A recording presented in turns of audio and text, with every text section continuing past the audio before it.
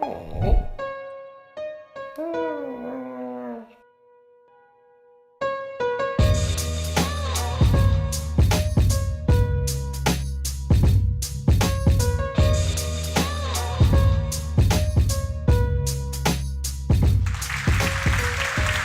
everyone, my name is Hannes, I'm a Belgian, and today I'm going to talk a little bit more about time. We only have 30 minutes with 5 minutes of Q&A, so this used to be a talk that I've done previously in 50 minutes, so I'm going to start rattling a little bit, but we're going to make it on time. I got this email a couple of weeks ago that said, we'd like you to start on a different time slot because we had a 30-minute, well, we had a happy hour planned and we want to move it a little bit, so we start to have the happy hour 30 minutes earlier. So I'm happy to move my time slot to a different time slot to do this talk. But this scheduling thing and this talking about time and telling me that I have 2 minutes time to start my talk, it's all fine. Nowadays, we all have digital watches, we have atomic clocks, we have time zones and everything. But a long time ago, that was different. In the 1600s, people were talking about time and they were referring to this. This is a sundial. A sundial basically casts a shadow of a piece of metal onto a little stone, or a big stone, whatever you want, and it has some separations, and then they would say, well, when the shadow is at this point, then we will meet up. This is something super local, and it's super annoying because you cannot really work with. You cannot really say to someone 3 villages down the road, well, we're going to meet up at that time, because they have different sundial and it may have different stripes on the stone. So it only works locally. Also, when the sun is not shining, of course this is Italy, 90% of the time the sun is shining, so this works here, but it doesn't work in other countries. In 1656, this was invented, a clock, an analog clock with some dials and with some mechanics inside. And it's invented in 1656, and it was immediately used to sync up times for railroads. In the US and in other countries, there was the big expansion of railroad systems. And those clocks were synced up to make sure that when a train was supposed to be on time, on a specific time in a specific station, then they would have these clocks to refer to. And these clocks would all be synced up with a major railway system or a railway station in a big city. For example, there was a Boston time zone, and every clock would be synced up with that clock in that station. And every small station in the area of Boston would sync up with that same clock. And then many iterations later, time zones were introduced. So all the clocks were synced up with the same time in the same region. And the time zone is basically defined by roughly an area where the sun comes up at this specific time. And many iterations later, in the US, they currently have 4 time zones. There's the Pacific time, I'm going from west to east, Pacific time, Mountain time, Central time, and Eastern time. Of course, there's also Alaska and Hawaii and Puerto Rico, and there's the Caribbean, and they all have different, well, they follow different time zones and different time zones in the winter and summer. So it's a bit odd, but majorly there's 4 big different time zones. And they also don't really always follow the state borders. So, yeah, there's that. Time zones are useful to meet up at a specific time and to say, well, we're going to meet up at 4 Pacific time or 3 Eastern time, and then you can convert that into your time zone. But there's exceptions to that. In Europe, it's a little bit better. There's one big time zone, and it's called the Central European Time Zone, and it's going from Kosovo all the way to Spain. One downside is this is a pretty big time zone, and in the summer, on the 21st of June, it's the longest day of the year. The sun comes up in Kosovo at 4:57, but it only the sunrise is in Spain, in Vigo, in the like most western part of Spain, is at 6:59. There's more than two hours difference of sunrise time. That's a bit odd, but okay, we all sync up and we all say, well, let's meet up at 5 and let's have a call at 6, and then we can sync up. Of course, the UK is different, always, and Portugal as well. But all these time zones, they all have a relationship as well. So these time zones, they always compare to the universally coordinated time, or UTC. It's different. I say universally coordinated time. If you acronym that, it's UCT. But this acronym works in French, in Italian, I think, and in English. And there's the Eastern Daylight Time, which is the Eastern Time in the US in summer. Is UTC -4? We note that it's -4. And Central European summertime. So this is daylight saving time and this is summertime. Two same things. So Central European summertime is UTC +2. So it's 2 hours ahead of UTC. What is UTC? UTC is universally coordinated time, and that is the exact time when the sun is directly above the meridian in Greenwich at noon. So it's synced up with the meridian it's not a specific astronomical thing, it's just defined. This is 0 degrees eastern or western. It's just 0 degrees. This is the meridian. It's not defined by anything, just by convention. So the UTC is introduced in 1967, and it's guarded by the atomic clocks. So all the atomic clocks are in UTC. And this is the latest model. It's a model based on lasers and stuff, and 3D, whatever. I'm not a scientist. I think it has something to do with the wavelengths of the laser and the distance. So based on the distance and the speed of the light and the wavelength, they can actually sync up the seconds. But these atomic clocks, they are so precise. They are even more precise than the rotation of the Earth. So sometimes the rotation of the Earth, so when the sun is directly above the meridian, is not exactly the same as 3,600 seconds times 24 hours. So sometimes we have to add some leap seconds. So the last one was at the end of 2016. We had to add a leap second to the atomic clocks. So we have different time zones, and they are all compared to UTC. But it's not always +4 or -2 hours. Sometimes it's +5 hours and 30 minutes. And it even gets weirder when you go to Nepal. It's +5 hours and 45 minutes. This has a huge downside to the economics and the trading differences between Nepal and the other countries, because they always confuse with which time are you? Oh yeah, you're 15 minutes behind. It's super awkward. So yeah, I talked about daylight saving time before. A lot of people hate daylight saving time because 2 times a year it switches. The time shifts 1 hour ahead or behind. The trick behind it to memorize it is spring forward and fall backwards. I'm not gonna fall on stage, but spring forward, fall backwards. So in the spring, the time goes 1 hour ahead forward, and in the fall, or autumn, whatever you want to call it, it's going backward. This also works in the southern hemisphere because the springtime is actually our autumn. So it's basically vice versa. A lot of people hate it. I've done this talk in India, and people say, "Well, what is daylight saving? What is summertime?" They don't have that. India is super close to the equator, or relatively close, so their sunrise time doesn't shift as much.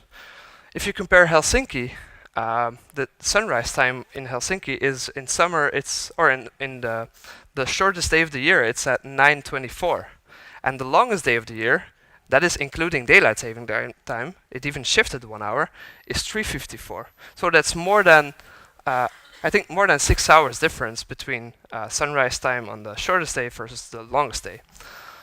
In Quito, which is the capital of Ecuador, which is super close to the equator, the sunrise time only shifts like 3 minutes over the entire year. So they won't ever benefit from a daylight saving time. Obviously, uh, they don't have that. They don't shift their hours in summertime. And that's all due to the shape of the Earth and how it's located compared to the sun. So the Earth is rotating around its own axis, but it's also in an orbit around the sun. But the axis of the Earth is not in the same plane as the orbit, or is not 90 degrees compared to the orbit around the sun. So it's actually shifted. And one time a year, or yeah, while we are orbiting around the sun is basically more over the northern hemisphere or more over the southern hemisphere, just because of the rotation of the angle of the rotation axis of the Earth. So when you are more towards the polar or the north or the south pole, you actually have bigger differences in day length. So in Helsinki, the day is a lot shorter in winter than in Quito. So for them, it makes sense to have a daylight saving time. But when you're closer to the equator, like in India or in Ecuador, it doesn't matter to them. They don't shift their hours. One problem with that is there's differences. We shifted our from wintertime to summertime on March 24th, but on the east coast of the U.S. they shifted, or basically in the entire U.S. they shifted on March 12th. Does that make sense? Nope, doesn't make sense. That's not. I think they shifted 2 weeks before us. So, which made it pretty hard. I had a calendar appointment. I was actually in the US or in Canada when we switched to, or they switched to summertime. And I had an appointment in that week. And I switched it to the week after that, but my appointment was still in Canadian time, or the Canadian time zone was still set to the calendar event. So when I got back to Belgium, the hours were a little bit offset, and it was obviously during lunchtime, and I didn't want that. So I had to shift the meeting 1 hour after that. In Brazil, Brazil is a super big country. I don't know if there's any Brazilians in the room, but in the north of the country, which is closer to the equator, they shift time zones, or they shift to summertime or daylight saving time. And in the south of the country, it's the other way around. So the north is closer to the equator, so they don't shift because they don't benefit from it. And in different provinces in the south of the country, which is closer to the South Pole, they actually do shift. So within the same country, they shift or shift not, depending on where you are. And then there's some troubled regions like Turkey and Egypt. In Turkey, they basically abandoned daylight saving time, so they switched to wintertime only. A couple of years ago, I think it was in 2016, yeah, which basically shifted the country in summer 1 hour further away from Europe. That was basically a political statement. And then Egypt, I'm just not going to start to explain what they did. They basically shifted from having a daylight saving time to not having a daylight saving time, I think 4 or 5 times in 7 years. Just because of regime changes. Every time they had a new regime, the regime would say, now let's do it different than the previous regime. And then the other regime was in place, and then they said, oh, well, let's reintroduce daylight saving time. That just doesn't make sense. It's more awkward. Well, one time they even switched to daylight saving time in summer and then abandoned it again in September or something. It's super crazy. So yeah, let's talk about calendars, because we are talking about years and months. They form calendars. So we have weeks. Weeks are 7 days. But when does the week start? Does it start on Sunday or Monday? That depends on your culture. I think Hebrew and more traditional Christian cultures, they say that the week starts on Sunday. I think Italians say it's on Monday. Right, okay. Conforming to the ISO standards, the week starts on Monday. But that gives some differences, because what is the first week of the year, right? And then we shift to months. We have months that range from 27 days to 31 days. There it goes. Um, but some cultures, they have 1 month is one rotation of the moon, or one rotation of new moon to new moon. So they would have a lunar month, and the lunar month is 29.5 days, which doesn't match up with 12 years in a row for us. 12 months in a year for us. So we have 12 months, and that adds up to 1 year. But for other cultures like Hindu and I think Muslims, they don't have the tropical months like we have. And then there's years. Of course, I said so many months together, 12 months together is 1 year for us. That's the lunisolar year. But for other cultures, they follow the tropical months. No, I'm wrong. So we are following the tropical months. So the tropical years. So one tropical year is just one rotation or one orbit of Earth around the sun. Super confusing. But other cultures, they use this lunisolar system. So they basically have 12 months, but sometimes 13 months, depending on how many new moons they had. And then there's years. Currently it's 2018, I think. In some cultures it's different, because they don't start the Anno Domini. So Anno Domini is when Christ was born, right? So for us it's 2018 Anno Domini, or when you go before Christ, it's like 1500 before Christ. But Muslims are currently in the year 1439, and Hindu people are, depending on subculture of Hindu, they're in 3102. So that's super crazy. And then Chinese New Year is even different. We also have leap years, because leap years are because the Earth, the rotation, doesn't match up, or the rotation is not exactly 365 rotations per year. So there's a little offset there. So we have to make up for that every 4 years, except for centuries. And then there's an exception to that exception for centuries which are dividable by 400. Super crazy. And then there's leap seconds. I told you about leap seconds before. It's basically because the atomic clocks are too precise, and the Earth's rotation around its own axis is not precise. Whew. That's super hard. Are you still with me? Okay, cool. So let's just obey to the simple rules, the ISO rules.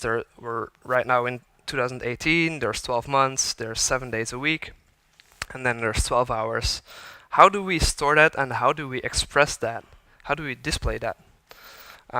So to display time, there's differences. You can either say, well, there's 12 hours, and then there's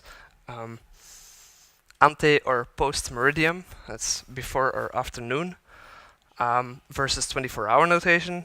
There's also cultural differences. American people say May 12th. We just say the 12th of May. And then there's these kind of notations. There's all kinds of notations, but it's basically depending on where you live or what culture you're from. So basically, if you have an application and you want to show a lot of dates or a lot of date strings, basically get the user's preferences and then use that to display it, because everyone is different.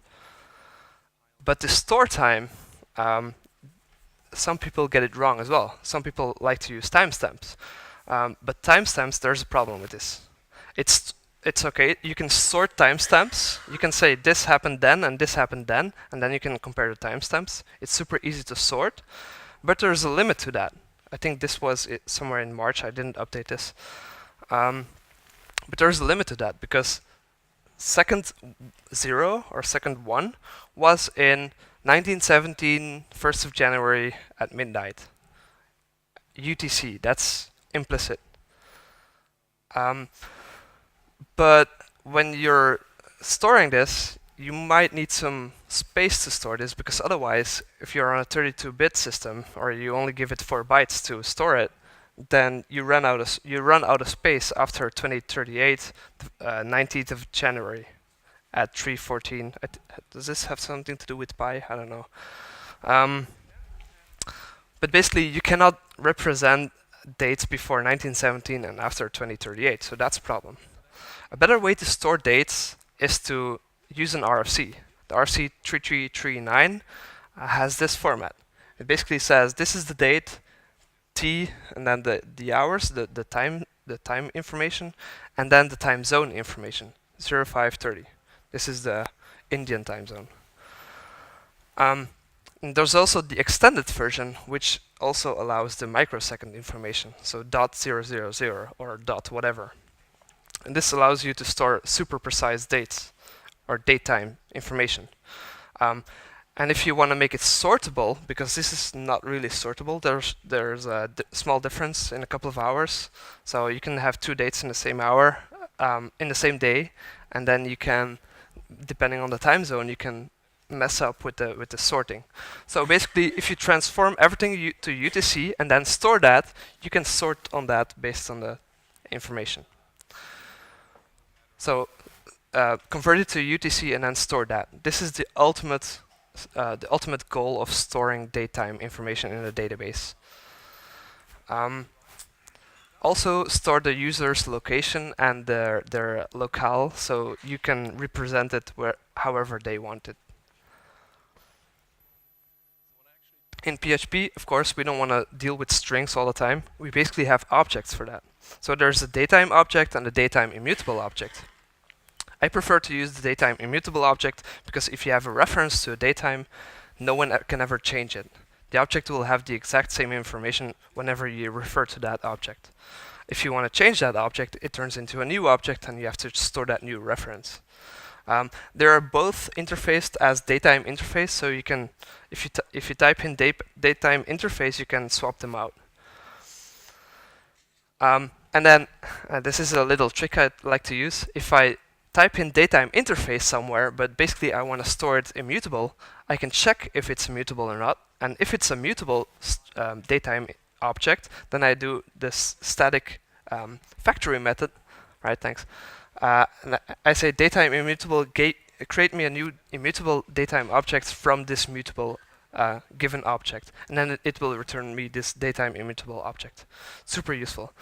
Also, take care of PHP breaking changes. It's breaking change, but in PHP 7.1, when you do create new datetime object, it also includes a microsecond information. So if you do new datetime now, and you strictly compare it to new datetime now, it will have a difference because the internal state is a little bit different because of the microseconds. You can have two PHP lines of code right after another, and there's a little microsecond tick between them.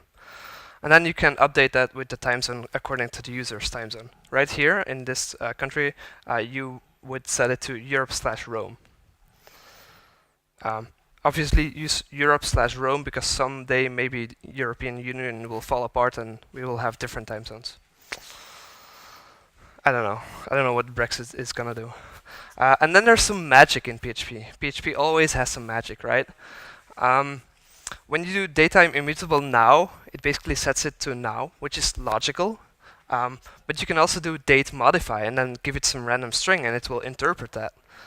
There's some strings that work, some don't, but it silently fails if it doesn't work. So always check if your implementation actually does what you want it to do. So you can say first day of next month, and then it will iterate to the next month, and then roll back to the first day of that month. You can also do now plus 5 hours, or for first day of next month of first weekday, which basically means the first day it will move forward one day and then see if that's a weekday or not. If it's not a weekday, it will move forward again. So if it's Saturday or Sunday, it will do another jump to the next day and another jump until it reaches Monday. That's super weird. It's magic, but it works. And there's a ton of tricks, but some work and some don't. So your mileage may vary. Also, you may use the overflow or underfloor feature. So the underflow feature basically means if you set something to 0, it will roll back to the previous day. So if you say 2016-03-00, it will roll back to the day before that, which is 29th of. Is that correct? Yeah, I think that's a leap year. So the 29th. Is that correct? Okay, so 29th of February. Or when you do something like overflowing, you basically say, well, give me the 31st of this month, and if this month is like not 31 days long, then it will overflow into the next month. Or you can do this when you leave off the 1900 or 2000. You might get a different result than you expect. So if you say 69/12/31, it will give you a date that says 2069. But if you go over 69, which is super weird, it will say 1970/01/01. So that's part of the PHP magic. You have to be aware of this. Yeah. So there's datetime and datetime immutable, but there's also some packages like Carbon and Chronos. Carbon and Chronos are basically exactly the same. They have the same feature set, except that Chronos is based on datetime immutable, and Carbon is an extension, or it's a subclass of datetime. So they're both the same, and they allow you to say to create human diffs between two datetimes. So you can say, give me the human diff of this datetime, and it will say in 6 hours or in 5 seconds.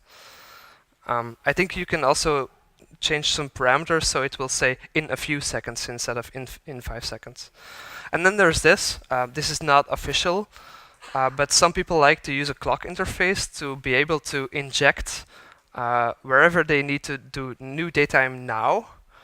They would inject a clock instead, and then you can inject like a mock object or a system clock or whatever test clock or a stub or whatever, or a spy or whatever test object you want to inject. It basically has one method, and it returns you right now datetime immutable. So if you want to compare something with two nows and it has some microsecond differences in your tests, you may inject this clock instead. So let's talk about the future. I only have 3 minutes left, but I'll rush. This is the last chapter. Everyone knows this, right? E is mc squared. This is the super famous equation by Einstein, Albert Einstein. And this equation, the C stands for the speed of light. The speed of light is approximately 300 million meters per second. That's the speed of light. Light is an electromagnetic wave, so any electromagnetic wave has the same speed, whether that's a laser beam or ultraviolet or radio signal, whatever. It's all electromagnetic, and it all has the same speed, which means if you are observing an object in space which is super far away, so let's say another galaxy, what you're seeing is basically light coming off of that galaxy from literally seconds, minutes, hours ago. So when you're observing that object in space, it may have shifted its location compared to you. So when Elon Musk sent Starman into space, he basically created a time machine, because Starman is traveling at 11 kilometers per second. What we are seeing now, when we take a telescope and we look at Starman, it's basically Starman a couple of seconds ago. Starman is currently in a orbit around the Sun and the Moon. No, the Sun and Mars together. But Mars is at its closest location. So Mars and Earth are both rotating the Sun, but at a different speed. When Mars is closest to the Earth, it's basically 182 light seconds away from us. So when we are observing Mars at its closest location to us, we are still observing Mars from 3 minutes ago, 182 seconds ago. At its furthest is 22 minutes away from us, light minutes. So when we have devices on Mars, that IoT devices or a Mars rover, and we want to communicate with that, it's going to take at least 3 minutes for our signal to get there. So that's why it's basically impossible to send radio signals to Mars and say, well, rover, turn to the left. We have to program it up front to do a certain set of instructions. So the internet on Mars, it's not a thing, it's a different internet because there's a way too big ping time between Earth and Mars. So we're basically gonna need a separate internet over there with cached servers and instruction sets. So we have been talking about years and months on Earth and time zones, but on Mars it's even different because Mars is rotating around the Earth in 687 Earth days. So their tropical year is basically twice as long as our years. Also, their rotation on their own axis I'm speaking about the Martians, right? The rotation of Mars around its own axis is 24 Earth hours, 39 Earth minutes, and 35 Earth seconds. So it's slightly longer than the rotation of the Earth.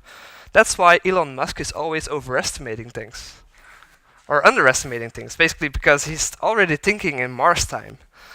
So when Elon Musk says, well, this will take 5 days, this will take 5 Mars days, and it will actually take 39 minutes times 5 longer.